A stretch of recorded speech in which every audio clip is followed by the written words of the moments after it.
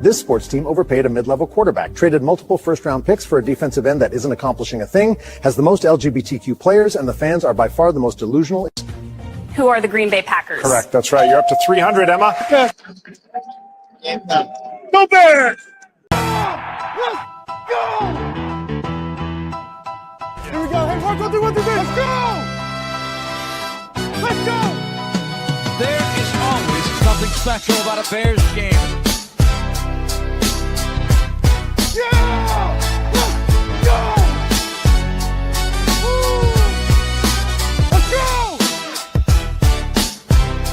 Let's go out here. Let's be one the whole day. Let's play ball for 60 minutes and communicate until we win the game. Here we go. Hey, 1, 2, 3, 1, 2, 3.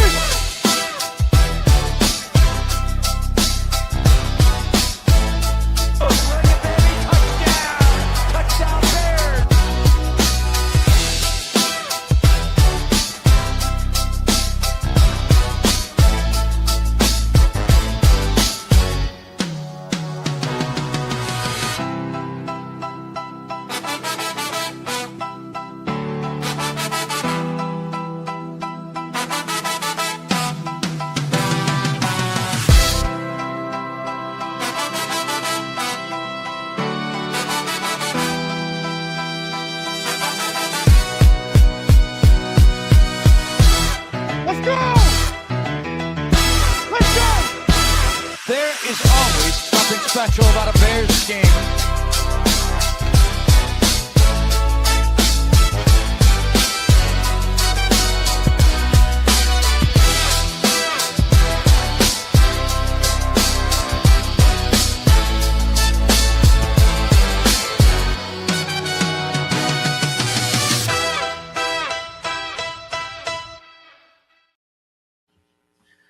Welcome, everybody. Thanks for joining us for another episode of Bearski Film. Tonight's a late night one. I am joined by Rev Trev NFL on Twitter and on YouTube. A Packers fan on Bearski Film, but you guys know us. We welcome all NFL opinions, and as long as we can talk football, man, we're willing to talk football. But hey, I just want to point out in that intro video, I did 3 things. I established my fandom, showing you I was at the stadium last game. I insulted you, and I made you watch like 2 minutes worth of Bears highlights. Trev, how you doing tonight, man? Thanks for joining me. Hey, thanks for having me on. Appreciate it. Yeah, for sure, man. And so just to let everybody know, we don't know each other. This is our first time ever doing anything together. We've had very limited conversation on Twitter, but like I said, man, we welcome all football opinions. And with where the Bears are currently at, and with this whole NFC North, that's kind of what I titled the show. Let's talk NFC North, right? Because I find it so interesting with what's going on in this division, man. I don't know about you, but I want to take it back to like the beginning of the year, right? Beginning of the year, end of last year to beginning of the year. First off, I want to get your opinion on this, man, with the Vikings, because I knew as a Bears fan that, like, hey, our team can get better, but if we want success, like to the point where we're having now, we kind of need these other teams around us to fail, because this was such a historically good division last year, right? Where I was like, man, the Bears might wind up with 8-9 wins and still be 4th in the division if it continues on this path, right? So we not only need to get better, but the other teams need to get worse. And the first move from the Vikings let go Sam Darnold, I was like, man, I understand the potential of a quarterback and whatever, but I also understand the roller coaster you go through when you deal with a rookie quarterback. You go through the slumps. I was like, this team's in win now mode. It's in compete mode. It should have been doing what you guys were doing. You know what I mean? But instead, they decided to shake it up, get J.J. McCarthy, and it's looking rough, man. What do you think of how the Vikings handled all that with where they're at currently? Yeah, so I was at the U.S. Bank Stadium 2 weeks ago, and I watched them play the Ravens. So I saw J.J. McCarthy right in front of my eyes, and he reminds me of Caleb Williams when he started. Inaccurate, looked terrible, didn't look like he had the juice. And I look at him and I said, but there's some things just like Caleb had, was that Caleb had some couple things that I'm like, ooh, if he develops that, he'll be good. He'll be good. And I keep seeing that in JJ McCarthy, and like I have to remind myself he's played like 5 games. His first year, he hurt himself. He was sitting behind, so he was quote unquote sitting behind Sam Darnold. He wasn't. He was rehabbing. So they should have kept Sam around for at least another year. But they were just too excited. And I think what they got there was they thought that they had the Patrick Mahomes situation where they had Alex Smith and they let him go after a year and let Mahomes cook, and Mahomes is Mahomes, right? But there's nothing about McCarthy's college career where it told you that he could have Mahomes-like career. So everything hinged on McCarthy being good and being healthy, and he hasn't been either one of those, and that's why they're failing. Their defense is fine. Their weapons are great, and as you know, your fan base knows, quarterback matters, and then when you don't have one, it is hard to win games. And so that's my quick take on what's happening in Minnesota. Yeah, it's interesting because the only thing that's similar is really just the situations, right? Like what? You're the fourth quarterback taken at pick 10. You sit out your first year. However, he was hurt. Patrick Mahomes was just sat, right? You have a solid head coach that you can rely on. But I always remind people this, man. Like, at the end of the day, it's the players. Like, it's the players. Patrick Mahomes is Patrick Mahomes because he's Patrick Mahomes. And, like, so people bring out these hypotheticals. Oh, well, if he was on a different team, would he have won? Yeah, probably at least one. Maybe not to the extent he's won, paired up with a great team that stayed healthy, with a great coach and everything like that. Like, that's the ultimate scenario. But, I mean, I've watched the 7th-round pick in Tom Brady become a quarterback by just being the most coachable, being the most consistent, and growing, right? So, like, sure, it's his 5th or 6th game now, about to be his 7th for JJ McCarthy. He hasn't looked great, though. There's been moments, like even against the Bears, like he came through in the clutch, which matters. However, there's other guys like Joe Burrow that were hurt his first year and made the Super Bowl the second year, right? So it's kind of like, what are the expectations? And I think that's all determined by the skill level of the team. I think the Vikings are ready to win now. I think they would have been way better off just keeping that consistent and not playing around, but Viking fans would agree with you. Right. But I mean, like hindsight 2020, it's easy to go and look and say that. But they're like, do we pay this guy this amount of money? They didn't want to pay Kirk Cousins, which is fine. Hindsight 2020, that worked. But yeah, hindsight 2020, they should have kept Sam Darnold, but they don't have that luxury anymore. 100%. And like Rev, I don't know about you, but like to me, finances dictate so much. And it's like that's the whole rookie quarterback game, that you get to a point where you have to pay them. And when you pay them, they leverage the situation and want to get paid like they're Peyton Manning. And usually they do, and usually they're not Peyton Manning, right? Like, you guys experienced an interesting situation there.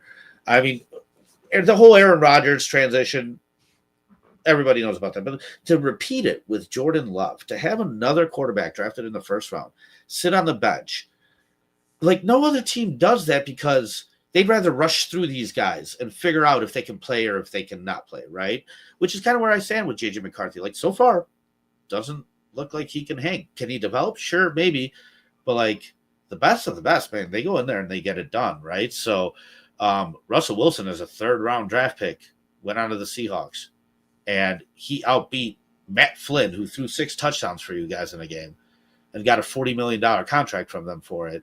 They ate it, dude. They just said, no, this kid's better as a 3rd-round draft pick rookie. So, like, some guys can just come in here and play, right?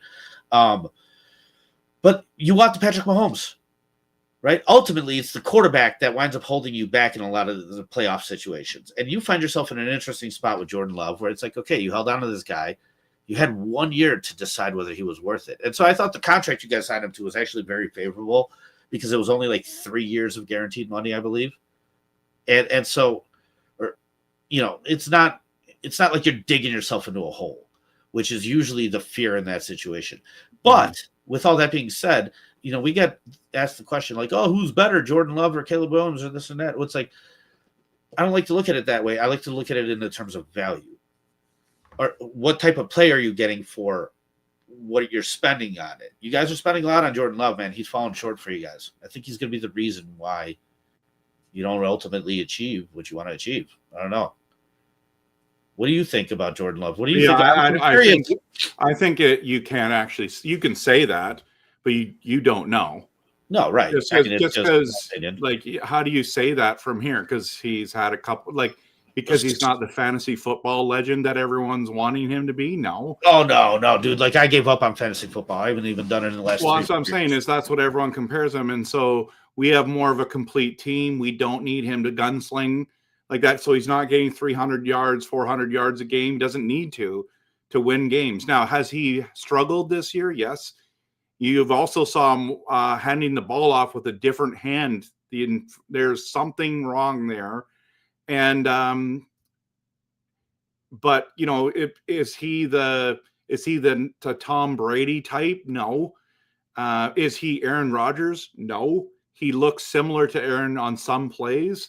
Some of their throwing styles look the same, but he's not. That's the thing that everyone tries to do, is to compare Rodgers with Love, and they're just two different quarterbacks. In fact, I told everyone when Love was coming in that we need to just buckle up and just realize that Aaron Rodgers is the greatest quarterback to not turn the ball over. When he turned the ball over, like, what's going on? This is weird. There would be games where he would turn it over 3 times. Like, well, that's his quota for half of the year. Dude, he was always under 10. So I knew that Jordan wasn't going to be as accurate as Rodgers. I was not expecting that. So I don't have the same expectations, and everyone seems to like that. That's where he's always compared to Favre and to Rodgers, and then people want to do Caleb or Love, and it's just like they're different quarterbacks. They are different quarterbacks, but like at the end of the day, you pay them the same dollar bills, don't you? Like, yeah. So that's why I look at it in terms of value. Like, per what you're paying him, is he worth it, dude? I look. It's not about the money though, right? But it is, because and I'll tell you why. Okay? So he came up. His contract came up at the wrong time. He's like, listen, I'm your guy. And so he had all the leverage. And it's like, if you want to keep this guy, there are other teams that are going to fall in the same place. And yes, I've done videos on this. We paid Jordan Love way too much money. 100%. No doubt about it. I'm not arguing that. It's just that when your contract comes up and you're the only guy, let's say, what's Caleb going to make? I'm telling you, he's not going to make less than Jordan Love. Dude, I know. And that's part of the back and forth we have with our listeners in our chat. It's like, okay, listen, like, by the end of Caleb's next year, you have to make a choice on the 5th-year option, right? You want him to be playing at a point where that's insulting, right? Like, ideally, you want to sign the guy after the 3rd year. That's what happened with Josh Allen. That's what happened with Patrick Mahomes. That's what happened with Lamar Jackson. It also happened with Trevor Lawrence. It also happened with Kyler Murray. It also so even then, half the time it fails, right? But like, for the league's top quarterbacks, that seems to be the path they follow. Dude, I don't think you guys are in a bad spot. Don't get me wrong. Yes, you might be overpaying Jordan Love, but like, who isn't overpaying a quarterback that's on a contract? And I think you point out a great point. It's like, when you get to contract time, my issue is, it was the same thing with Lamar. Like, you're going to hold your team hostage. In my opinion, with Lamar Jackson, every team passed on him in the draft, including the Ravens. Then they traded back up into the first round and said, okay, we'll take on this project. And they took it on, and they did a great, amazing job developing him, making things easy, turning him into the player he is. And it came contract time, and he held him hostage. So I want top money and this and that. Whereas a guy like Brady, throughout all the years on the Patriots, and I've done these numbers, man. I've come up with these slides and everything because I was interested in what percentage of the cap is being eaten up by your quarterback. And you go back to like 2010, and those numbers are like 11, 12, 13%. Nowadays, they're like 20, 22%. Like, it doesn't matter if the cap's rising. A bigger chunk of it is going to the quarterback, right? And so guys don't belong in that position yet still wind up getting paid that money all the time. It happens all the time. And I think it's the way the NFL is structured for a reason. But with Caleb, he's got to get a lot better because he's going to do that. There's no reason not to take money. With Brady, the entire tenure on his resume with the Patriots, he was never a top 10 paid quarterback. Not until he went to Tampa. But then you'll have arguments. Oh, well, the Patriots won by a field goal. And blah, blah. Yeah, they can afford a field goal kicker. They can afford a good defense. Your quarterback's not eating up the salary, and he's still playing good enough. And then once he retires, shit, man, he'll go do a roast for fucking $30 million for 3 hours, right? Like, come on now. And so there's a long-term picture there. Yeah, dude, it's a fear. It's a fear because it's like this Bears team is winning right now, right? But my history's been filled with inflated success where it's like we win for 1 year and then it's playoff drought. That's no good. If you want to make the playoff consistently, it's usually through the arm of a quarterback. Or like, dude, I was really impressed with Jordan Love throwing for not having a 1,000-yard receiver and still making a playoffs as a team, right? So like, it's like you got to be a solid unit or you got to have a really damn good quarterback. But that's about the two ways it goes. Or your defense has to spike, right? But I want that repeated success. I don't want that inflated success. And so watching the way we're winning these games, it's like, oh, dude, we're 2 field goals and a blocked field goal away from having a 3-game swing. We could easily be 5-6, right? Like, because, those end of moment games, and like we've fallen short on a lot of those, but we are where we're at. However, the quarterback play for us, this last game was good from Caleb. And I was at the game. I was at the Steelers game. But before that, man, like that 0 touchdown, 0 interception, 200-yard game from first overall pick, it's not cutting it. And I keep going back to, well, we're going to have to pay this kid. Like, I want him to be excellent and not good. And I don't know, man. I was looking at your team at the beginning of the year. I understood the Micah Parsons move. In fact, that got brought up on our channel all the time. Should the Bears make this move? Shit, dude, we talked about it like a year and a half ago. Like, down the line, you know what I mean? This is what's coming. But we're not there yet because we needed Caleb to prove himself. There's other things we needed before we push the chips all in. You guys, on the other hand, you guys are looking up at the Vikings. You're looking up at the Lions going, we need to get over the edge. We need something. And so the Micah Parsons move, in my opinion, was the type of move you need to make when you're in that position. Since then, man, I don't know. The Packers haven't really impressed me much. I know they're still looked at as a contender, as a serious team. But from my opinion, these 2 games the Bears have against the Packers have become winnable for us. I don't know. What do you think? Because I know you guys expect us to beat us every time like you have for the last however many fucking years. Twice a year, every year. But, like, I think that's finally starting to turn. I mean, we won against you last year. We almost won the first one. We fucked that up. We fucked the kick up, right? So, like, we lost it. We got the second one. And, like, now I'm looking at your team like, dude, I think you guys are downplaying what my expectations were for the Green Bay Packers. What are your expectations? Where do you think your team's going to wind up? Well, I mean, I just remember, like, we're a playoff team. That's just what we are. That's what we've been the last 2 years. Jordan Love's made the playoffs 2 years in a row. I'm expecting year 3 he makes playoffs. But last year we were not good against the Eagles. 22-10, I think was the final. So got really exposed. I made a video August 21st about the Bears. And I basically is like, are the Bears finally good? And just looking at the roster, looking how it's been constructed, I'm saying there's a chance that the Bears have put it together, but I've been fooled a few times with this Bears team. And I thought there was a couple of those seasons when you had Justin Fields where I thought you were going to be better. So, and you had 7 wins with Justin Fields 1 year. The last year there. So you were close, but you just lose those close games. So when it comes to the Bears, I've been asking the question, are they going to be finally good? And I'm happy in a way that they're better, much better, because it makes it more interesting. 11 games in a row. It's like, okay, this isn't. I mean, it's just like we're beating up on the little kid here. So I'm glad to see that now these games are going to matter again. You know, people are going to tune in. That's why our game got flexed, right? Because you guys have 8 wins now, and you know you're coming in to Lambeau, and it's going to be great. I mean, it's great. But the problem is, it's 2 games in 3 weeks. That's stupid how they did that with the scheduling. I really like how they have us set up against the Lions. First game, last game. Like, that's cool. You know what I mean? Or not first game. We yeah, that's good. Week two, we faced them. Like, sure, we got our ass handed there.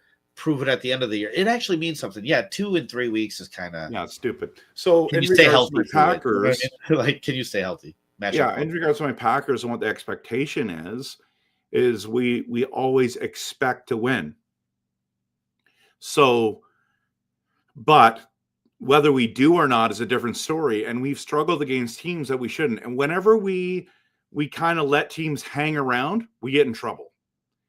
And what I like about the Bears situation is you have found ways to win all year. And I think that's where you've really improved. And it's interesting to watch from the outside looking in. I think if I was a Bears fan, I'd be like, this is it. This is the team. This is the whole change of the future. Like, I'm not saying you're going to win the Super Bowl this year. Like, I mean, some Bears fans might be feeling that way right now, but I don't think most of the fan base, like, we got this. Like, I think when you compare yourselves with some of the other teams, you'll find out in the next few weeks where you stand. But the Bears look so much better. And that ability to find ways to win those close games is the difference between a playoff team and a non-playoff team. And that's where you're at. And so I just think I look forward to, like, tomorrow, everyone thinks the Packers going to lose to the Lions. Everyone thinks that. But come next week, it's like, does the script flip? And does everyone think the Packers are going to beat the Bears? I just don't think it's fair for either one. I think both of those games could go either way. I think so too. And it's part of what I was saying that we needed to happen that has kind of happened. These teams have come back down to earth, right? Like the Lions lost the game recently where they didn't score many points. Like, you guys lost to what I believe it was the Eagles or Carolina, where it was 7-10. Like, you know, there's been some signs of like regression a little bit, which is good for us as Bears fans, right? Because we're on the up right now. And so, yeah, it's nice to see. And you know what, Rev? I got to be honest with you. In the past, in all those years I looked at, and by the way, with the mic issues, somebody pointed out I had mic issues. For some reason, man, my fucking driver, my Windows driver, like, goes out and it starts buzzing. I don't hear it till you start talking. I just need to unplug and plug it back in. So if it happens, just let me know. I'm having fucking technical issues. But in the past, when the Bears have been in this situation, I was so excited in the moment. I was so excited in 2018 when we almost ripped Rodgers' leg off, and then he still came back and fucking beat us. Like, that was crazy. By the way, I have shorts called Bears Therapy shorts, and it's just filled with fucking Packer moments. I could share a couple with you in case they make you happy, but they fucking made me miserable. Like, I've experienced it. I've been to games where my heart's been ripped out. You know what I mean? And usually it's been by Rodgers. I will still acknowledge that until Patrick Mahomes, he was probably the best quarterback I've ever seen play in the NFL, though. Regardless of success, right? Like, Brady's the most successful, but like, sure, God damn it, Rodgers was so damn good. And so, you know, I think nowadays you have to find a good line between that, because consistency matters a lot. But you know, with this Packers team and this whole division and where the Bears are at, I don't know if this year's the year. Like, I'm not actually so juiced up about this year as I was in 2018, as I was in 2010, as I was in 2000. Like, I'm actually more excited about the next 2 years for the Bears. Yeah. You know what I mean? Because it finally feels like they got the real coach, right? Which I hated Mike McCarthy, by the way. But when you guys got Matt LaFleur, pretty quickly I recognized, like, no, they got a damn good head coach. We're going to have to deal with this guy. Kevin O'Connell, real quickly, you realize, damn, this guy's a good head coach. You know, I won't talk about the Lions, but Dan Campbell's a different story in my opinion. But he's a damn good head coach. He's just interesting in his aggressive stubborn approach, but whatever. But I think the Bears got one too now. So, looking at this division, it's such a toss-up, man. Mm-hmm. Yeah, I think coaching matters. And I know a lot of people say, no, whatever. It's Captain Obvious comment, right? That coaching matters.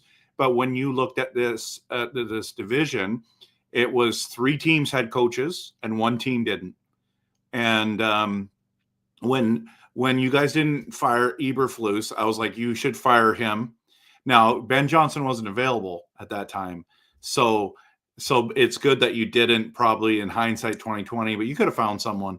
Maybe.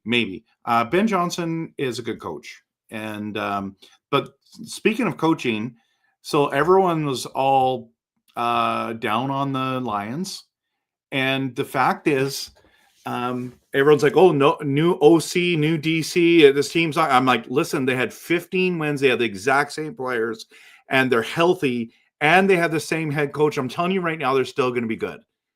And I believe in the Lions more than Lions fans believe in the Lions. It's crazy. So when Ben Johnson went over, I'm like, ooh, this is interesting.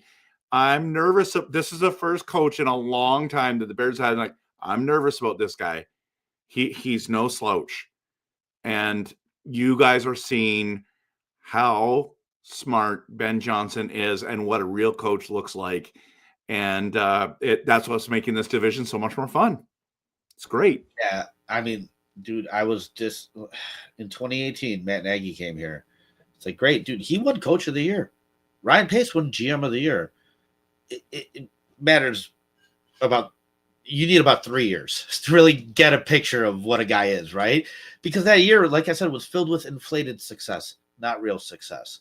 And dude, I was at the game where Trubisky threw 6 touchdowns. Later that year, I was saying, like, Trubisky's not the guy. I try and not let those moments fool me so much. Right. When I see club dub after a fucking game, when I see him in the third quarter more worried about installing a disco ball in the goddamn locker room, that's just pathetic when you win 3 games in a year, right? Like, no, dude, what I saw with Ben Johnson was you're up 20 points in a preseason game and he is locked in focused. Yes, that's what you want. Like, it's different, right? Like, it's different. And that's why this feels more like real success rather than inflated success for us.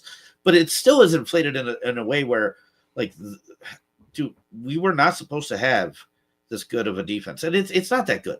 We have like a 25th ranked defense, but number 1 in turnovers, which is what matters most. Like, that could cover up a lot. Mm-hmm. We were not supposed to have a good running game.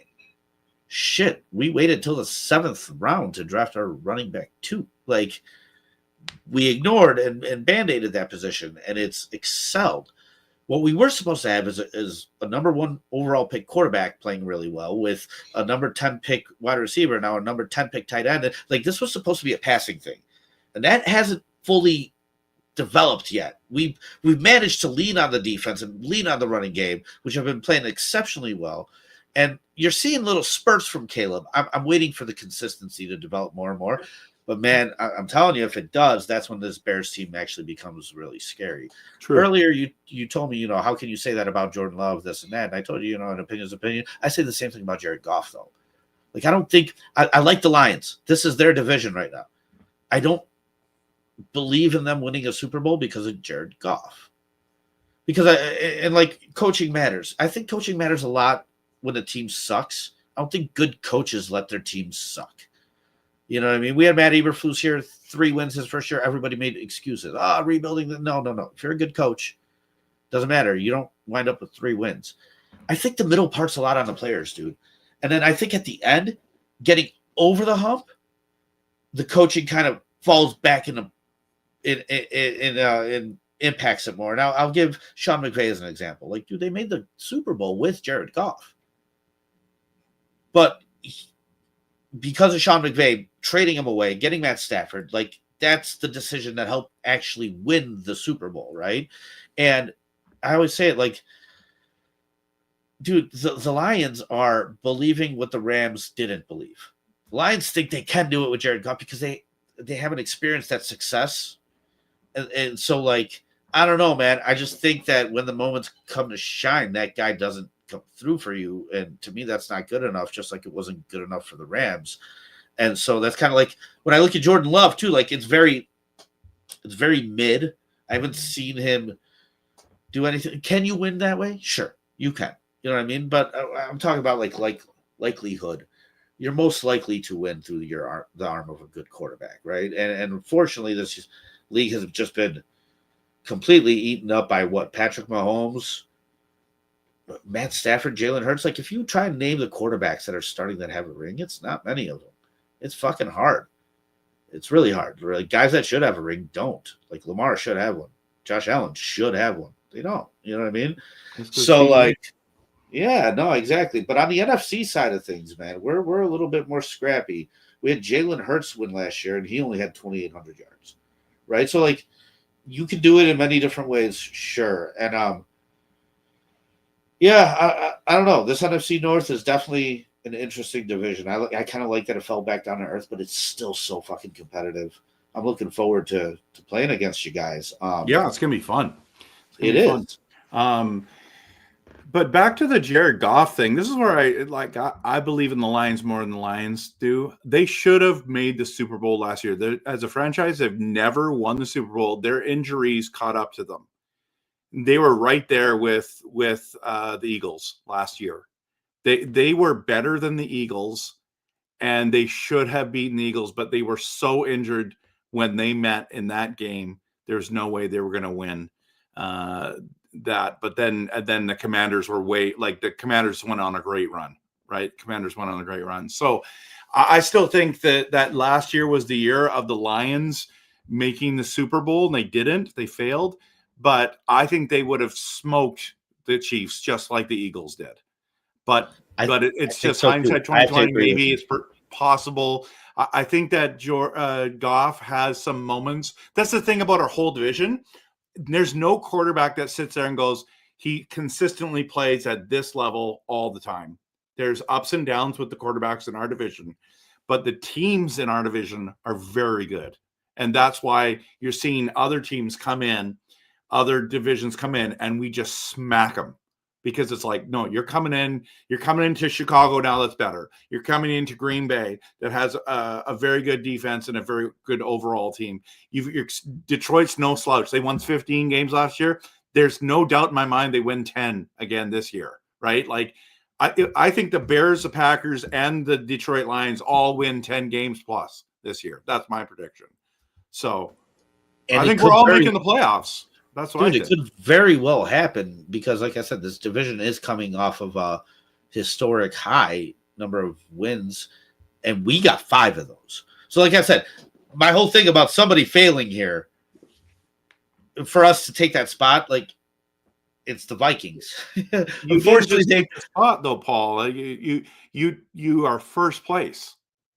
Like it's not like you're third and barely third. You're literally first place. Now I know it's all one game apart at this stage. I get 1 and 2 in the division. But what I'm saying is that you're there. You're there. You took command and you took the opportunity, and so that's why Bears fans should be excited.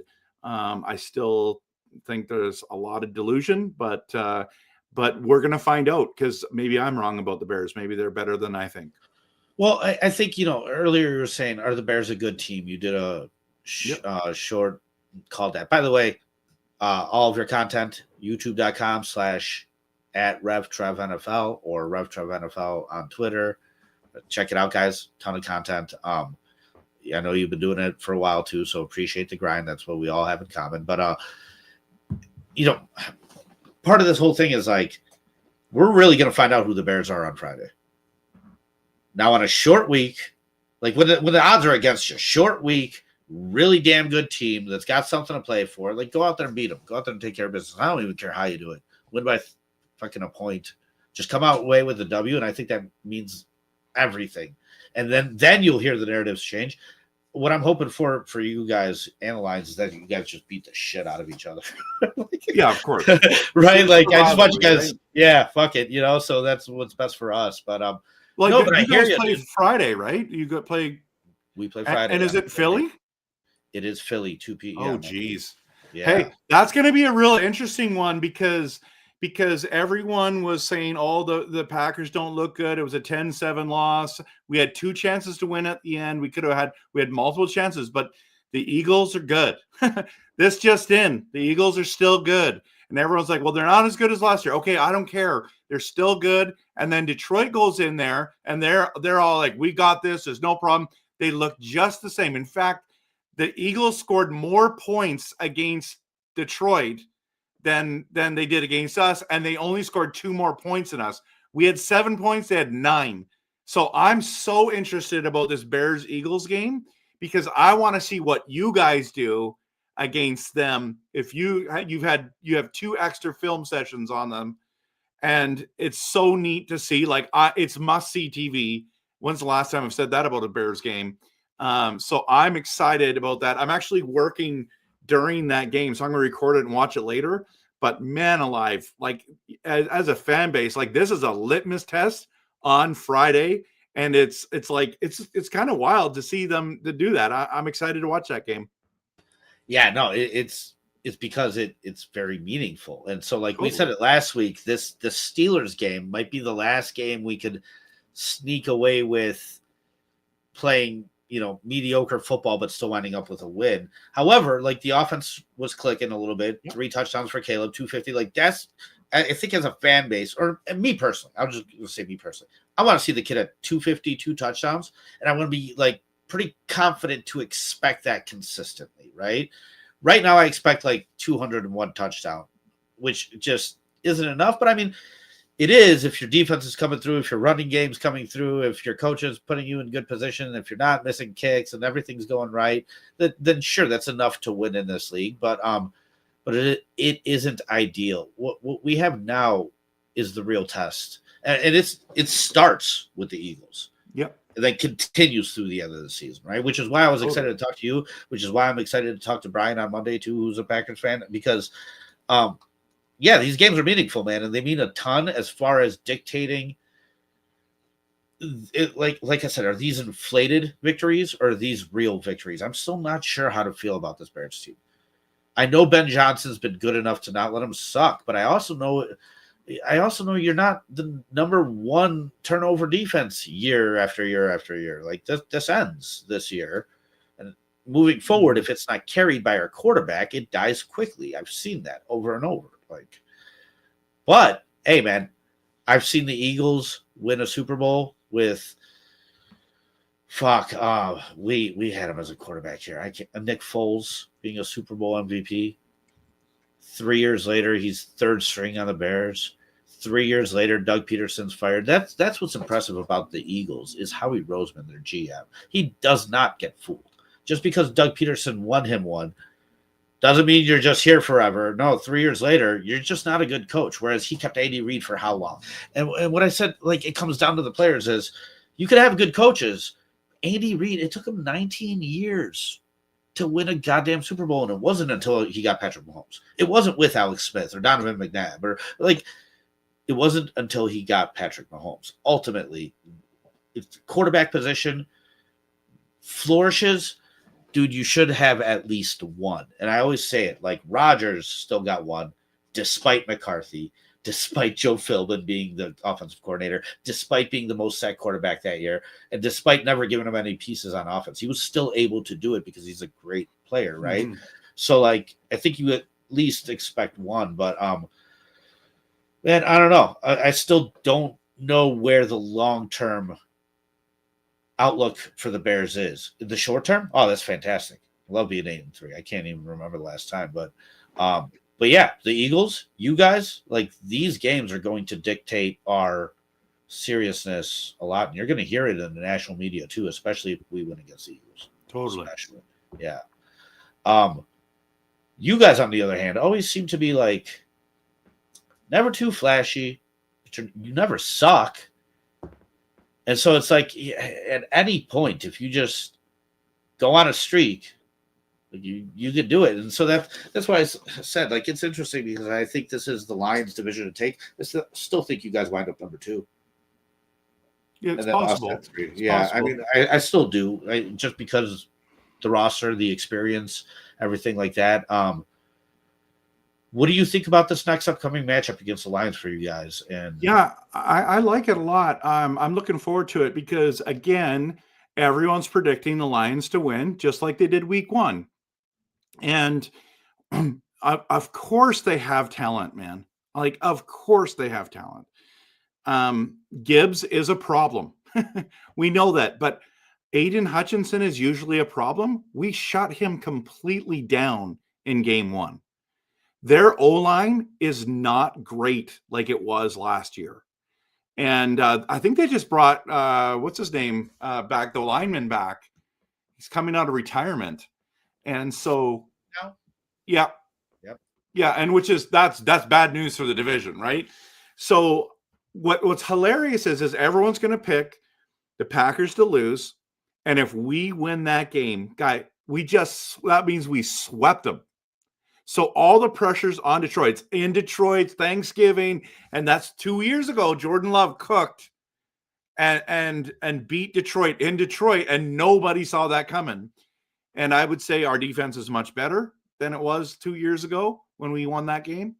And so I don't know who's going to win tomorrow. I'm not going to sit here and pretend like, yeah, Packers got this is easy. I think it's one of those games where it's going to be a bloodbath. And I'm just looking forward to watching it. I cannot wait to watch the game. It's going to be fantastic to see these two teams go, because it's like, well, Detroit is right now 3rd in the division. They beat us. They become 2nd, possibly 1st, depending on if you guys win.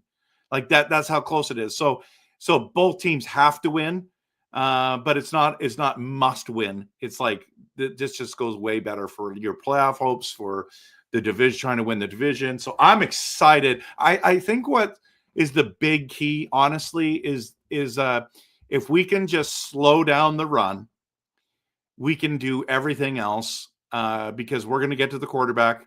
Goff is not fast. Caleb Williams is a much better rusher, like a scrambler, than, of course, like that's Captain Obvious right there. But I think Goff maybe one of the few pure pocket passers. Yeah, for sure, 100%. So if we can just slow down the run, we can win the game. Now, our offense has to have better play calling and has to execute. We can't have drop passes all over the place, or else we can lose that game, no problem as well. I'm not anticipating a blowout either side. That's what I'm not anticipating. What's your prediction? Oh, what did I say? I just did a video on it. I can't remember. Okay, how about this? Without numbers, who wins? Packers? You think Packers win or Lions win? You know what? Or everybody can tune into your channel and go check out your videos. Yeah. I mean, I do tons of content on Facebook, TikTok, YouTube, and X. And I do apologize for not having that off the top of my head. I'm trying to remember. I make so much content every day. It's ridiculous. Dude, let me just see what I have here, because I don't want to say it wrong. But anyways, I think it could go either way. I'm hoping my Packers win. I'm hoping it's real close. But I wouldn't be. I'm just at the stage where I'm like, I wouldn't be surprised if we lose that game. I'm a realist. I do passionate, realistic, and honest content. And so those 3 things are really important. So my passion cannot supersede my realism. I predict the Packers are going to lose a lot. I'm on the NFC North podcast every Wednesday with Andy from NFL Outdated, does a great job. And they all pick their own team every single week. It doesn't matter who they're playing. And I'm realistic, and I say, no, Detroit's going to win this week. No, and people are like, what? How can you do that as a Packers fan? I'm like, I'm just a realist. So it's going to be interesting to say the least. So yeah, I mean, we're called haters often on our channel, but it's just funny because it's like we were called the second we had the number 1 pick locked up that second year in a row. The second it happened, I was like, okay, Justin Fields is gone. You guys are haters. And I'm just like, no, dude, the kid has not, you got to pay him soon. You got to fucking pay him soon. He has not played to a level where he is worth the potential of what a number 1 overall picks. brings. Exactly. And like, I don't care if the number 1 overall pick's generational or not. Like, that potential already supersedes what Justin Fields' potential is. And like, you just have to look at it as a realistic thing, because we were called Justin Fields haters, Caleb Williams dick suckers. Now we're called Caleb Williams haters. And it's like, no, dude, we just have an expectation for quarterback play, and it's got nothing to do with Bears' historic records. Don't care about a 4,000-yard passer. See guys do it. Multiple guys do it in this league every single fucking year. Like, it's not anything special, right? Like, I've never seen a Super Bowl. I was born in '88. Give me one of those. Like, that's what I want. And so that's where my opinion's always dictated towards. And it's like, yeah, dude, I know you can win being lucky. I've seen teams do that. You know what I mean? I know you can win with balance, this and that, but like, more often than not, dude, just the team with the best quarterback. I mean, dude, it's hard to beat that. It really is. And so who's the best quarterback in the NFC, right? And everyone's going to say, "Oh, right." And you can have arguments for every single one of them. But right now, if I games on the line, all that kind of stuff, you got to be going Goff. You got to be going Goff because he's been there before. And then it was like, no. Well, then who else? Caleb? Well, he's never been there, right? Is it Rams? The Rams. No. I'm talking about the North. The North. So I'm just talking about like, there's an argument to be made that every single Caleb. Some people are like, Caleb is the best quarterback. Okay, or someone would say Jordan's the best quarterback in the NFC North. Okay, I can see an argument for that, right? So, I think the more accurate way to say it is Caleb has probably the biggest potential out of all the quarterbacks in the NFC North. He should. Yeah, he's the number 1 pick. Like, right. the idea that, like, oh, you know what's so awesome is he's gonna throw 4,000 yards and he's gonna be the first Bears guy in history. And I'm like, yes, you should. You should have that expectation every single year that Caleb Williams will throw 4,000. Because if he doesn't, he's a bust. He's a bust. And it's first pick overall. You pick Caleb. He better pan out. Right now, you've had the ones where you jumped ahead and got Trubisky and did the whole thing and made the mistake and blah, blah, blah. Right. But like, you should have the expectation that Caleb should be the best quarterback in our division. But Goff was drafted number 2? Right. So he's got to have high expectations. Yeah. Jordan Love was the end of the first round. This is like, it's not the same, they're saying, right? It's like, who went at the end of the first round this year? And it's like, okay, like Bo Nix and all those guys, JJ McCarthy with you guys, all those quarterbacks all went super high. Jordan Love didn't go super high. He almost went in the second round. And so I'm loving the projection we're getting from him from his thing. And you can say, oh yeah, Brady, then, blah, blah, blah, Russell Wilson. Those are just freaks. They don't happen. It's rare when those guys happen. They hit. I had season tickets to the Seahawks. Okay. I got rid of my season tickets when Russell Wilson was there because it was Travis. No, it was Jackson. What was the Jackson? No, whoever that was. Whoever the quarterback was that play. We're going to be 4-12. We're not going to be able to give any of those tickets away. And we got rid of our Seahawks tickets. Nobody knew that Russell Wilson was going to be Russell Wilson.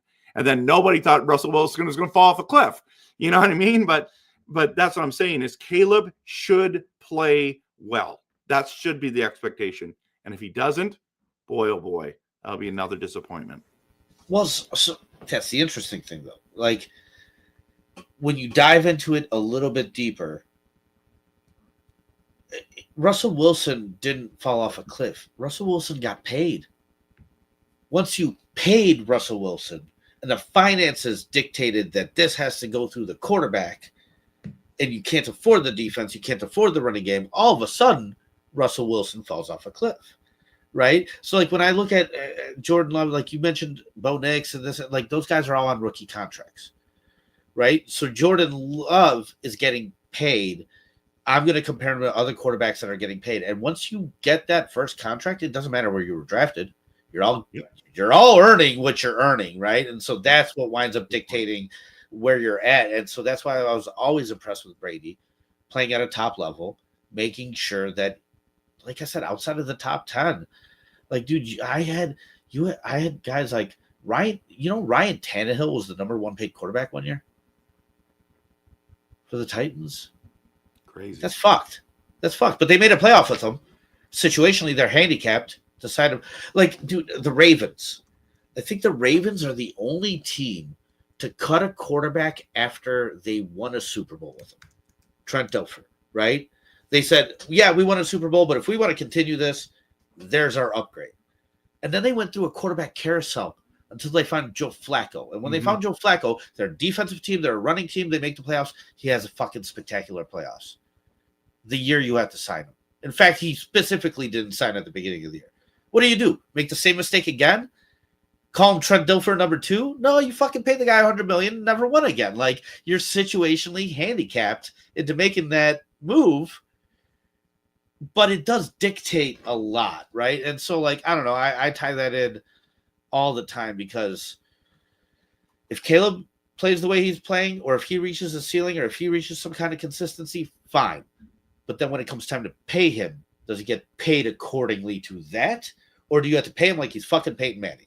Right. Because in that case, I don't want him, right? Like, I don't know, man. And I think that's where the Vikings kind of find themselves with Sam Darnold, like you mentioned. Like, they'd rather have a rookie quarterback. I don't know, man. Finding a good balance is important. I think, although you like you stated, you might be overpaying Jordan Love. I don't think it's a lot. I don't think it's crazy. I don't think you guys handicapped yourselves like most teams did. Like I said, I think it's a very favorable contract as far as the guaranteed money and things like that. But, man, yeah, the most accomplished quarterback in this division is definitely Jared Goff. Right? I don't know if experience. When you ask me who the best is, though, I don't know who the best is. Well, I guess any given Sunday right now, right? Yeah, totally. We're going to find out. And we're just happy to be there, dude. Like, we're happy because it used to be one of those three guys and not us. Like, that used to be the answer. Now you're there. You're there. Yeah. You know, you said the Bears, like you I stated, you named one of your content clips, are the Bears a good team? I think the right way to put it is, I don't think they're a bad team anymore. I think we've finally crawled out of that. What's ahead of us, I think it's still yet to be determined, though, man. But, yeah, dude, I don't know. We're coming up to an hour here. We can kind of start wrapping this thing up. I got to run. I got the other podcast that I'm on. So, yeah, dude, let everybody know where you're going to be at. Yeah, thanks so much for having me. I really appreciate it, and appreciated the conversation a lot, actually. So, find me everywhere, RevTrev NFL, TikTok, Facebook, X, and YouTube. I'd appreciate I have tons of Bears fans that follow me because they just want to. The haters are followers, right? So, dude, I do. Yeah, so. And I don't mind it. I don't mind it because I give it to Bears fans good. But I try to do passionate, realistic, honest takes. So thanks so much for having me. Yeah, go do your content, man. Thank you for your time. Thank you for joining me. Have a great night. Go Bears. Hope we beat you. So we'll see. Yeah. I want to touch back with you, man. Have a great night. Happy Thanksgiving. And to everybody, happy Thanksgiving. Thanks for joining us tonight. Like I said, late night episode of Bearsky Film, but hopefully you enjoy that a little bit.